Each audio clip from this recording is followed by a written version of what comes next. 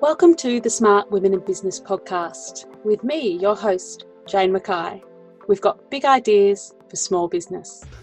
Hello and welcome to the Smart Women in Business vlog and podcast. Today it is my pleasure to be speaking with Danielle Price, founder of She Will Shine. With over 10 years small business experience, Danielle has created an Australia-wide network of female small business owners. In 2014, Danielle founded She Will Shine, a community to support and connect women in small business, of which I'm a member. Yay!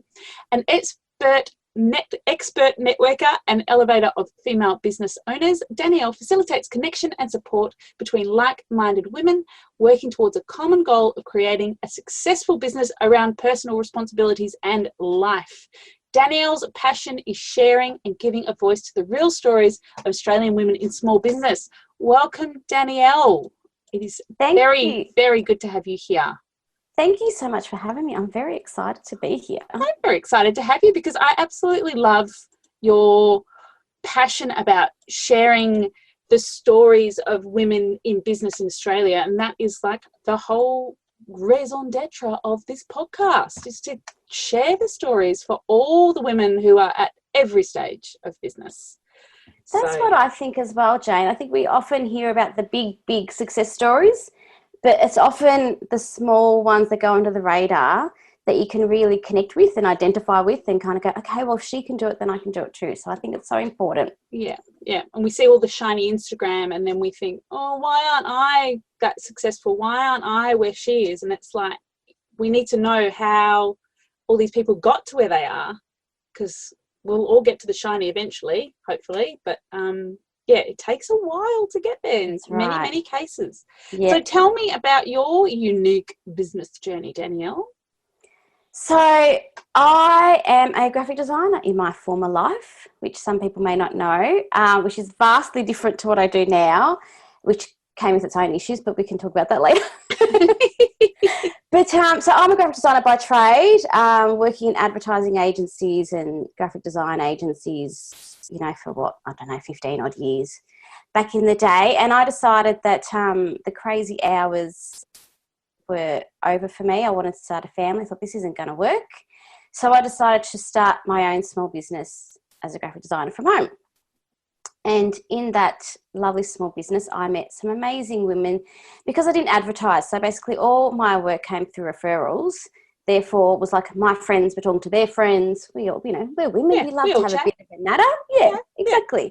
So I was working with a lot of amazing women in business, and I found that not only was the results amazing professionally, but on a personal level, we really were able to support each other because we completely understood our motives for running a small business, our passions, where we wanted our lives to go. It was kind of like an unspoken kind of connection that just was an instant happening. So through that, I was like, oh, this is awesome. I love working with women in business. I think they're great.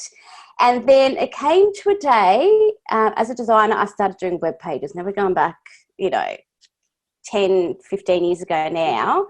So I started to design web pages and I needed to work with a web developer. And I was like, well, you know what? I'm meeting all these amazing women in business as clients. I want to have this same relationship, but be on the receiving end as the client as opposed to being the supplier. So I was looking for a lovely woman in business to help me.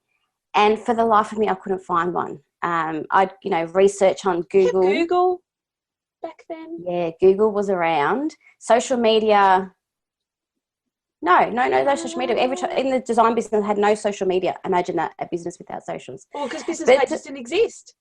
Correct. I don't think Facebook existed then. Facebook, I think, was around 2007, but that was early adopters. Yeah, I hadn't hit our shores as a mainstream tool yet. So yeah, it might have even been dial-up internet. Who knows? Oh, don't remind me. But yes, I struggled to find someone. I thought this is ridiculous, because people at that time as well, there was no personal branding. So you'd find a web page and think, oh, maybe, but it was very faceless. And say, the team, but you would never actually know who you'd be working with. And I thought, well, this is a bit silly. There could be someone living at the end of my street or 5 minutes away or half an hour away, working from home similar to me, and there's no way of actually finding each other. So I thought, I'm going to start a directory, kind of like a Yellow Pages online, but purely for women in business, and specialising in service-based businesses, because I sort of thought, well, if you have a product, at the time there was Etsy, there was Made It, there was markets out there that you could kind of show your wares. But as a service-based business, it was really hard to kind of find somewhere, before social media, obviously, to advertise who you were and let people find you other than your website. So I did that, and that was all great and fabulous.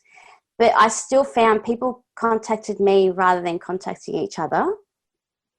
So it was, interesting. Yeah, it was a bit like a meat and a sandwich, I guess, because you have to educate your audience how to utilize the platform. Without social media, it was very hard to teach people and share things and all that kind of stuff. So people still contacted me, and I was like, oh, that's really not how it's supposed to work. You're supposed to contact each other. I don't have to be involved in this process. Humans, man, we are so weird. If you build it, they will come, and they came, but they came to me, not to the website as such. So I thought, you know what I'm going to do, Jane? I'm going to run an event.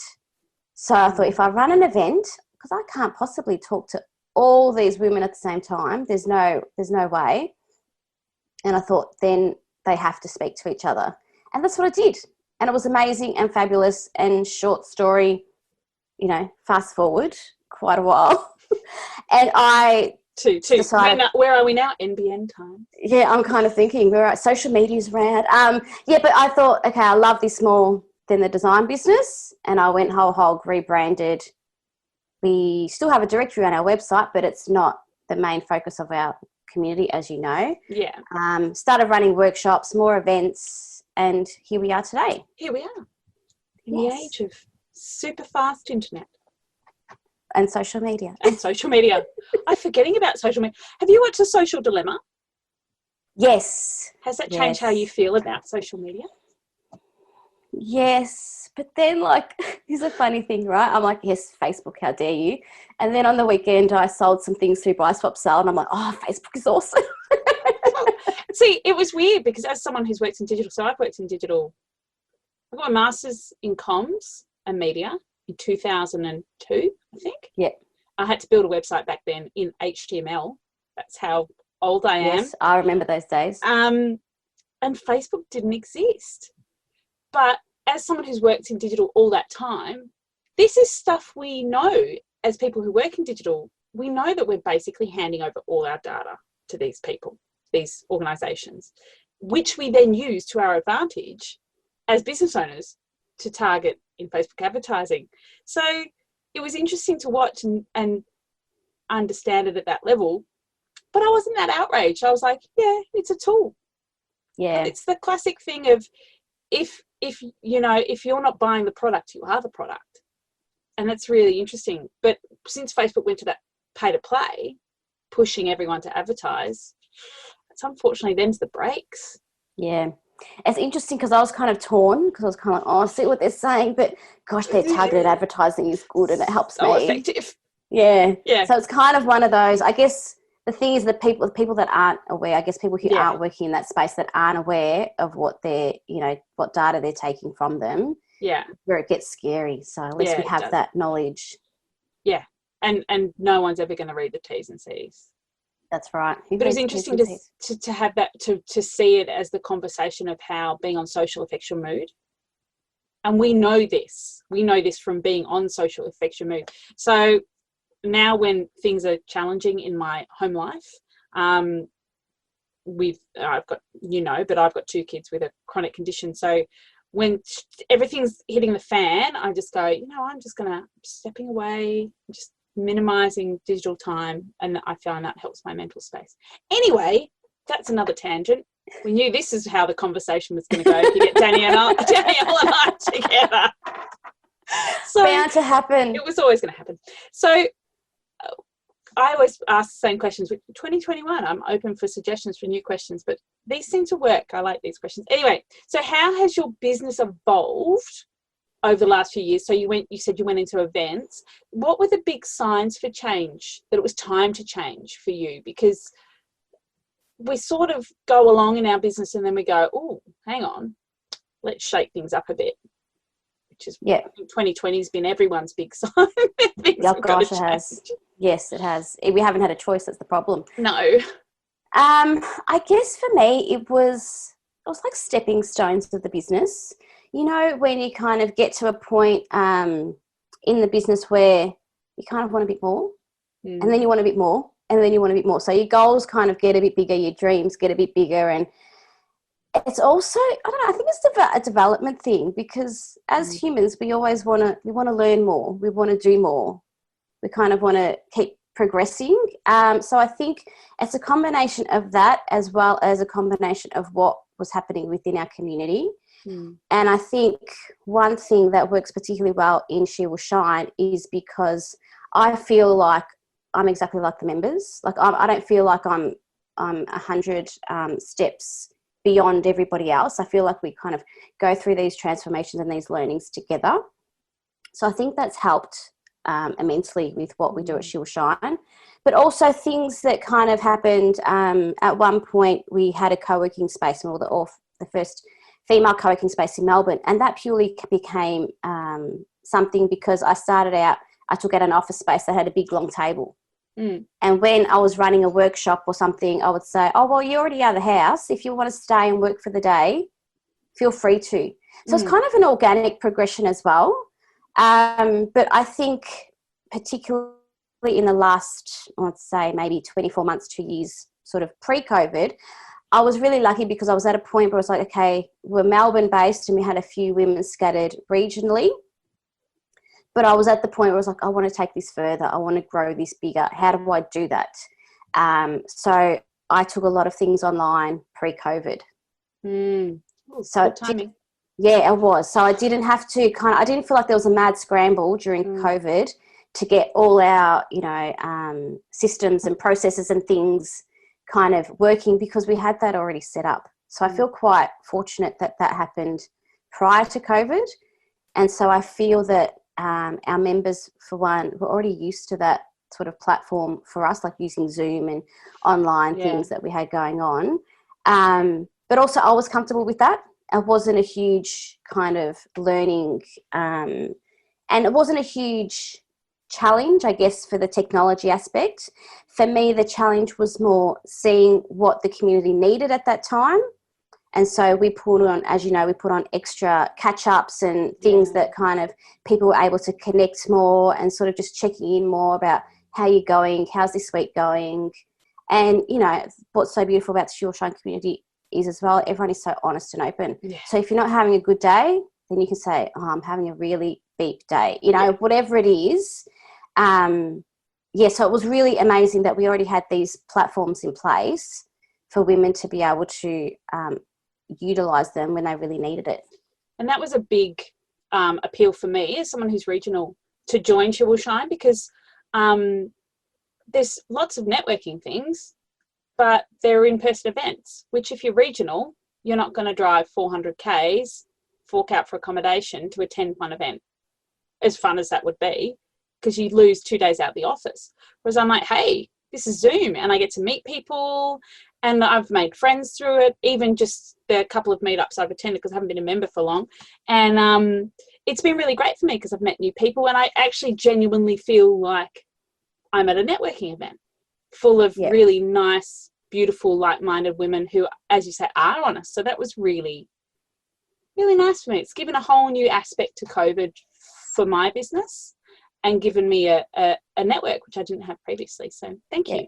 Thank you for that space. Thank you for sharing that. I think that's the thing. It's kind of like, well, we all, regardless of industry, regardless of location, as a woman in business, there are certain challenges that we all go through. And it might be for your location, you can't get, you can't spend 2 days out of the office, et cetera, et cetera. Or it might be that someone's got commitments at home that they literally can't leave the house for, or they need to go pick something up at a certain time. But it's such a beautiful way of bringing everyone together.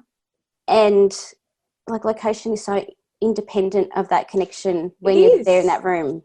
It Yeah. is. It's really different. And I think people have really embraced that this year because we've been forced to. But then it's forced some people into that digital space who resisted it and now learning that you can form these really genuine connections online. Because most of my business, I don't meet most of my clients. Most of my client meetings are like this. Even with local clients, I don't meet a lot of them. We do everything via digital because it's such a time saver and it's better for the planet, technically. So I know that you have 2 small children, as I do, and many people in the She Will Shine community and the women in business out there do. So how do you manage your life as an entrepreneur with all the other myriad things that are expected of us? Well, if you had asked me pre-COVID, I would say I've got it all sorted. Then COVID came and we're still kind of finding our feet a little bit, I think. We're now in Melbourne coming out of lockdown. Yay. I thank God for that. And no masks outside. Oh, my gosh, WH. I set the face free yesterday. I was like, oh. It's amazing, isn't it? I was in the office all day yesterday, so I haven't experienced going out without a mask. So I'm looking forward to that. I went to Taekwondo and let everyone see my face. I didn't go into Taekwondo. I just sat in the car, but, I was out of the house. That counts. I got to walk around for a bit. It all counts. It all counts. Yeah. But, so I'm pretty strict on my boundaries, and I haven't always been that way, but I've kind of found it's the only way that I can have the headspace to kind of turn business owner off and turn mum on, and all the different modes and all the different hats that we have to wear. Yeah. So I work at home. I have a she shed, as you know, Jane. So jealous of Danielle's inspirational she shed. It is beautiful. I do love my she shed, but it is only approximately, I'm looking out the window now, maybe 3 or 4 meters from my back door. All right. So it's not very far from my back door. I'm in suburban Melbourne. So for me, it was really important that when the kids are home, I'm not working. Even though I might be out in the office, I like to know that when I'm in the office, I'm working and I'm not, not dealing with whatever's going on. With COVID, it has obviously changed a lot. But I'm slowly trying to get back to that point because I just find we have, there's so much going on in our heads. We're just constantly thinking about, okay, we've got to worry about dinner, we've got to worry about this, blah, blah, blah, with work. And it's like, I just need to have that split. And I no longer, I should say, I wasn't working on the couch after dinner, after the kids were in bed. I do that now sporadically, but it's like working back to getting that boundary set that, at night time, that's it. It's part of the reason I don't have a laptop. Yeah. I'm not portable. That's great. That is one of my boundaries because otherwise I get sucked in and I would never stop. Yeah. Because there's always, when you work for yourself, there's always something else to do. Yeah, I know. There's no point where you go, I got nothing. Yeah. Yeah, I got nothing. Well, if you do, then it's panic. Yeah. What am I going to do? I've got to make sales, And it just never ends. And I mean, I have had stages where I worked every single day, no weekends. I think there was one year where I didn't have a weekend off between June and October. And that's just a recipe for burnout. And you need to have boundaries because otherwise your clients don't know where that time starts and finishes with you either. And if someone texts me at 7 o'clock on a Friday night, I will get back to them at 8:30 on a Monday when I'm back in the office. And you got to make sure that people know that they can't have that expectation of you on demand, because that is a sure recipe for burnout and it's not a nice feeling. Exactly. Yeah, I don't work weekends. I try to keep what I can control. I try to separate between the, home life and work life. Yeah. Because it's just too hard. And I think, so at one stage I was running the 2 businesses, the design business with the directory at the same time. And I was all over the shop. I had 2 kids at that stage. My second one was just born and she didn't sleep for me during the day like my first child did. And so suddenly I wasn't a happy camper in the middle of the day when I used to have my 3 hours to work. Yeah. I used to have the swing outside the study door, that electronic swing. Yeah. My son spent the first 11 months of his life in that, I reckon, or however long they are in that thing. I can't even remember babies anymore, but yeah, whatever.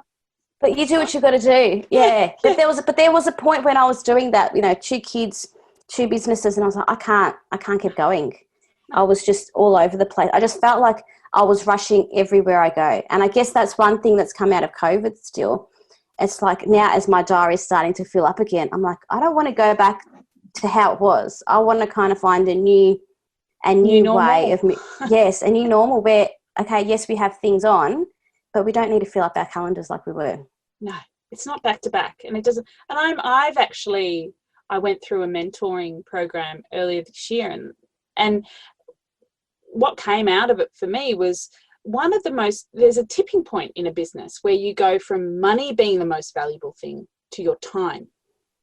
And that tipping point is the switch that flips when you suddenly need to go, oh my God, I need an outsourcing strategy, and I needed one 2 months ago. So outsourcing, I think, is something you need to start looking at from the very beginning of business. And so I actually now block out Mondays and Fridays, no meetings. So I can either work on my business or just completely focus on the projects that need to be finished, especially on a Friday, without going in and out of projects. Yes. Because it's a really inefficient way to work. And I just would, like last Friday, I wrote something like 3,500 words of copy on a topic I'm not familiar with. I just sat and I wrote. Turn the phone off, no emails, boom, done. Yeah. And it's a real gift to give yourself as a business owner time. Yeah. It's really interesting because I'm finding, obviously my husband's working from home and I get so jealous because he just has, he's focused on his work and that's it. And during COVID, I was like, focused on work, home learning, cooking dinner, all that stuff. Exactly. And I was just like so jealous because and planning your supermarket trips. That was hard. Yes. Yeah. Online shopping was our go-to. But, we don't have it out here. I've seen no doubt. We don't have, I said to someone the other day, I've never had Uber Eats. And they're like, what? I've been in one Uber in my life. Like, what? I haven't been in that many though. Oh. Like I do, but it's there if I need it. Yeah, but we don't go out because we're mums of two small. Yeah, that's right. We go to online meetups and drink cocktails and go, woo, I'm living my best life. Oh, gosh. Oh, my gosh. That's the truth. Look forward to this, all you women in business that are planning on having children. So telling it like it is. Don't sugarcoat it. Yeah. I'm not going to sugarcoat it. Yeah. School holidays. How do you manage school holidays, Danielle? I have a mother who lives a few streets away and she's a blessing, let me tell you. So I will take the kids, so just say maybe 3 days a week they'll go there or 2 days a week. Wow. Depending on what I have on, I try and limit my work days to like 2 days. Yeah, especially over summer. Oh, gosh, exactly. So I can spend the majority of the time with them and, not that we do much, but, whatever it is, activities we have planned. But, I do have a babysitter who's very willing to spoil the grandchildren when I need her to. Yeah, my kids go to my mum's because my mum's in the area and so is my sister. We all moved down here my mum moved down in 2002 because we're all Melbourne raised. Ah, yes. And then we moved in 2009 and the year to the day later, my sister moved down from Sydney. So I've got all my family, my immediate family here now. Yeah. So my kids are with my mum 1 day a week and my sister and I share care. So I've got all 4 here one day and she's got all 4 on another day. Perfectly. It works well. And they're all really close in age and it's very... But I honestly do not know how women with full-time jobs do it. I really don't. No. And even women... Yeah. So women with businesses that don't have that, school-aged children that don't have the flexibility that we have, I don't think I could do what I do if my mum wasn't able to help with the kids because my husband's got a full-time job. I think we would. I think, we've all had little bits along the way where we're kind of like burnt out. On the edge. Yeah. But I really take my hat off to single mums and to people who don't have care close by. Yeah. That would be such a struggle. And I take my hat off to any parent who is doing it all the time. It's incredibly hard work. Anyway, what does a great day in the office look like for you? And it better be, it ends with a She Will Shine catch up where we drink cocktails. Yes. So it ends on a Friday. Oh, last Friday was a good one. I missed it. I know you missed it. But I got out, so obviously activities have started up again, but I got out of swimming lessons, taking my daughter to swimming lessons because, sorry, I've got drinks with the shiners. That was the best. Yeah. Sorry. But generally speaking, a great day is when I've got my list of 3 things that I need to do for the day and I bang them out, no interruptions. But I don't know, my work, like my role within Sure Shine is so varied. I kind of find, you know how you said you sort of banged out that 3,500 words. That's how it used to be when I was working as a graphic designer, but now I kind of find there's so many things that like more smaller project based, if that makes any sense. Yeah, I've got a list. I was too scared to number it this morning, to be honest, of 10-minute jobs, I reckon. Yeah. And that's the thing, I think now I work more jobs for the week as opposed to jobs for the day, because then I can kind of see, okay, what needs doing and when is the most effective time to do it. Does that make sense? As opposed to sort of saying, okay, this, and this, because my days are so varied, it's kind of like, okay, well, I'll tackle that first, and then what have I got? Okay, well, I'll try and fit this one in now. And I kind of, it's like a puzzle, you know, but the time that I have available and the jobs that need doing, I kind of piece together, which may not be the most efficient, to be honest, but that's how it works for me. That's how your brain works. I just like to knock off a few things so I can tick. Oh, my gosh. I love it. Tick and cross out. Oh, I don't cross out because I need to be able to read it again. No, I do the whole ruler thing. Yeah. Yeah, I get very emotional about ticking emotionally touch the tick. So what tools then do you use for your life in business? Are you because it's my collection of notebooks. They're festive.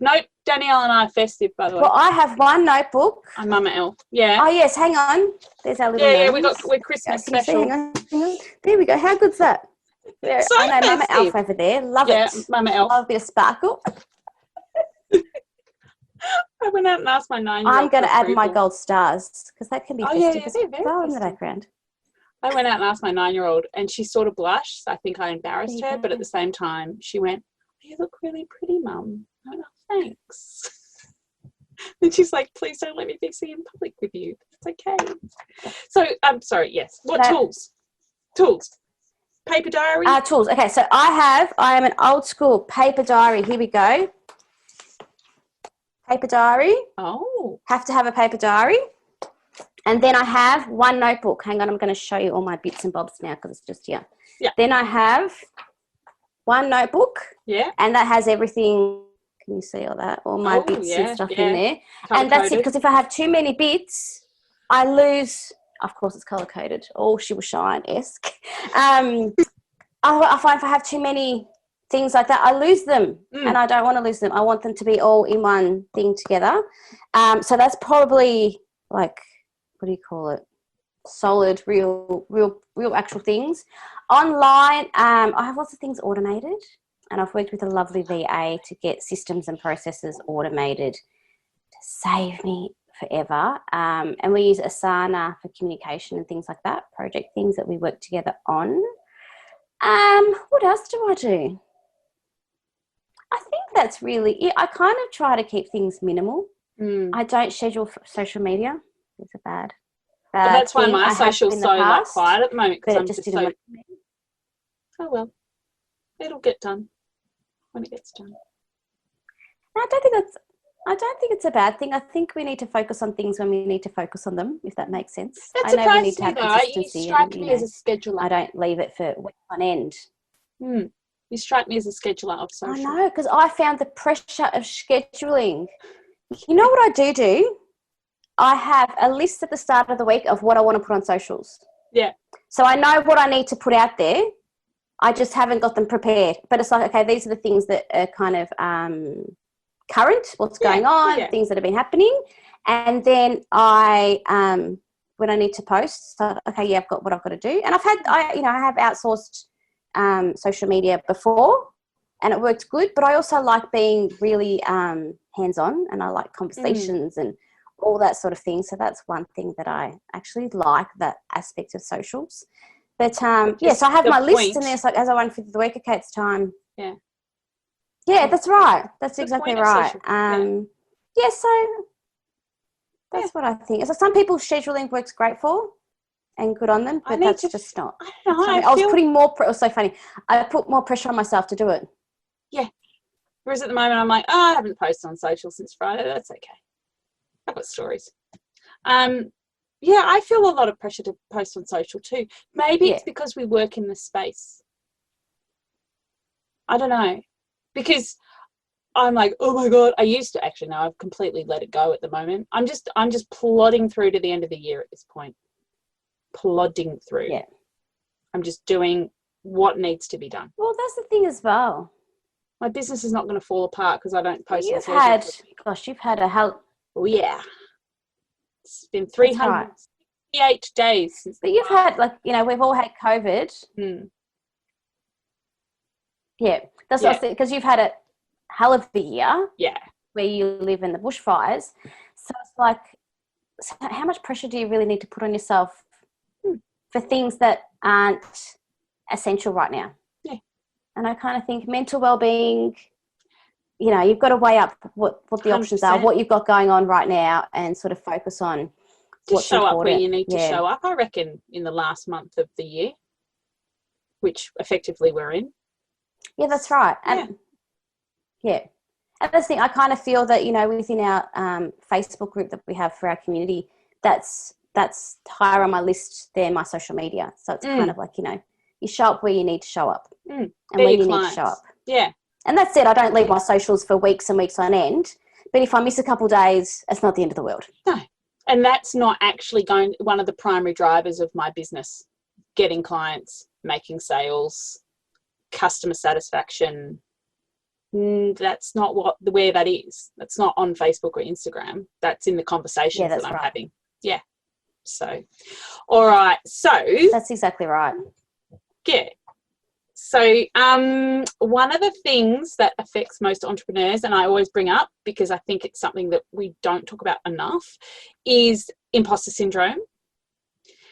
So what are your methods to overcome this, and how do you respond to the bad days in business? Because we all have our different little ways and means. So for me, imposter syndrome, I guess the biggest time I've experienced that is going from graphic designer, as I mentioned earlier. This is what I said, it's opened up a whole another can of worms. So actually changing my profession and feeling that I'm not good enough to do what I do, like that has been an ongoing thing that I've struggled with for a very long time. I've kind of let that go, I think, maybe the last 2 years or so. But, you know, She'll Shine is now 6 years old, so it has carried through for a number of years. But for me, I kind of, you know, we all have our bad days. And I kind of have found that the best way is to just sort of recognize the feeling and know that it's there, but just to sit with it, because I tell you what, every single time within 24 hours or 48 hours, something comes back and you're like back up on that roller coaster. Yeah. So it's such a up and down in that, you know, feeling of not being good enough. But it's also, you know, surrounding yourself with people who are honest with you and who you can trust. And so it's not someone who's just going to say, oh, you're fine, you're fabulous, you'll be right, Dale. It's not like that. It's kind of really having conversations with people who get it and who understand where you are. And it's not even them saying, you know, you'll be right, Dale. It's kind of them just listening. And so you have that safe, you know, as we have at She'll Shine, you have that safe, secure space where you recognize the feelings.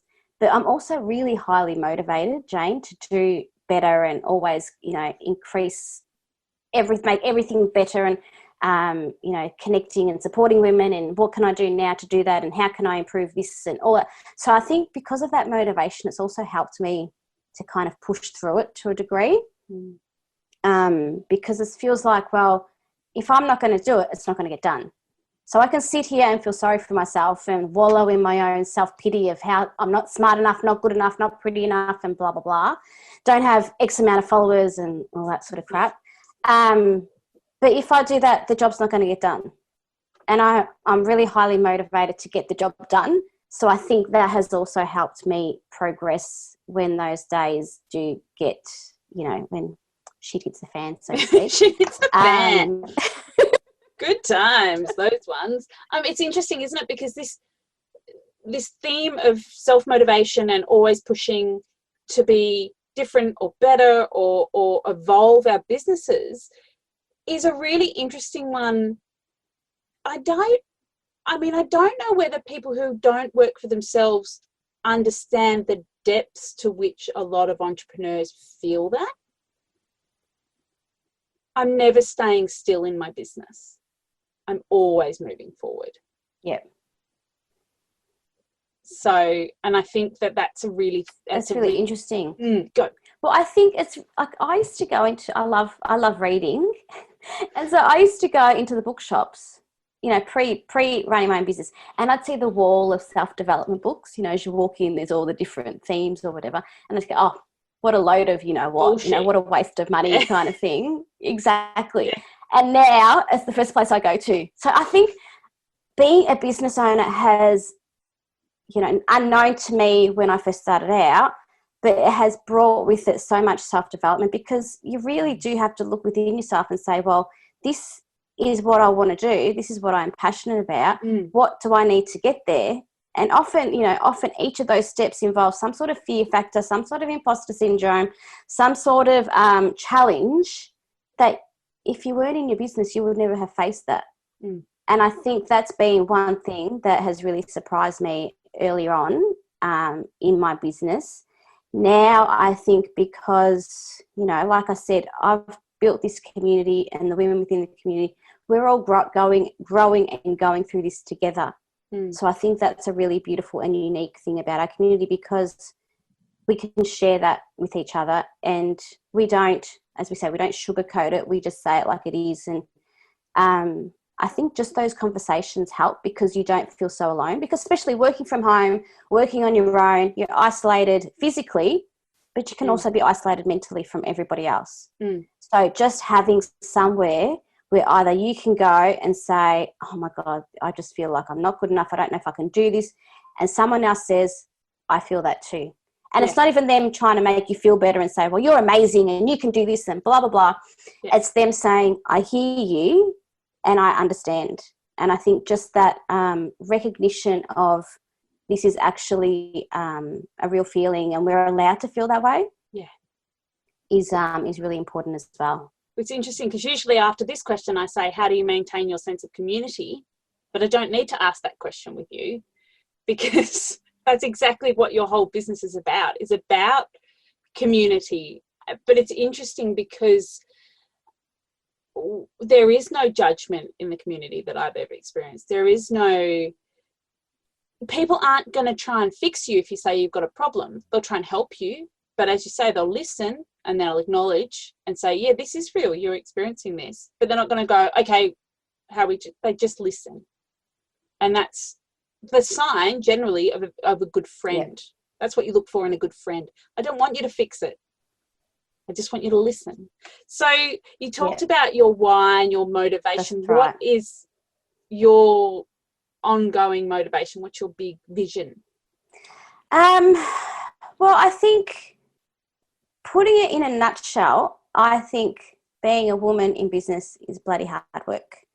And I just think if we can lean in on each other and we have that support network around us, it makes it that little bit easier.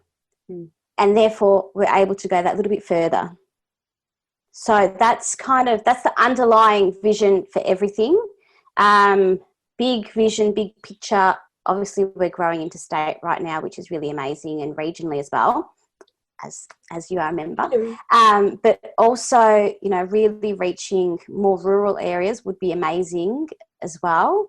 So just focusing on deep connection though, like we're not growing too quickly. I feel that the speed of which we are kind of getting into those areas is working quite well for us, because we do have time to introduce people into the group, as you know, and get to know people before we kind of go the next step, and then the next step, and then the next step.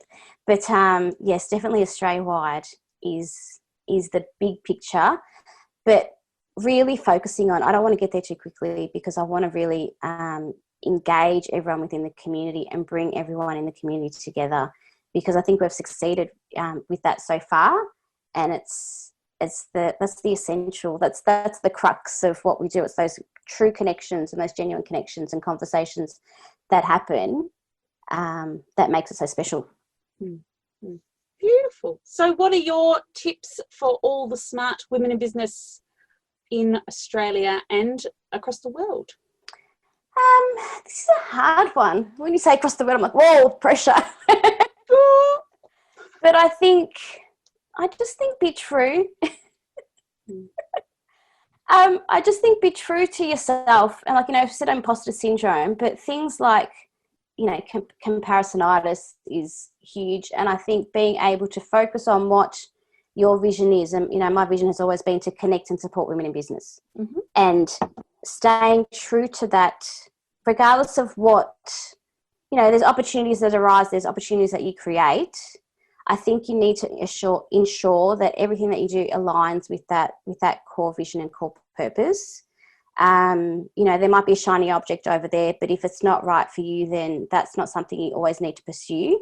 So I kind of think staying true to your purpose will help, especially when those, because gosh, it can be tempting to do certain things. But I think staying true to who you are and how also you want to run your business and your purpose is probably the biggest tip that I would say. And I don't think that should stop you from trying different things. I think like the co-working space for us, we tried it. It didn't work for us. We moved on. There was lots of fear around, sort of saying, oh, it didn't work. People will know it's a failure, or things like that kind of arose at the time.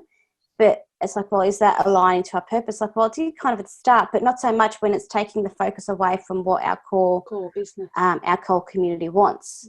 So I think it's really staying true to that and remembering what that is when those other opportunities arise.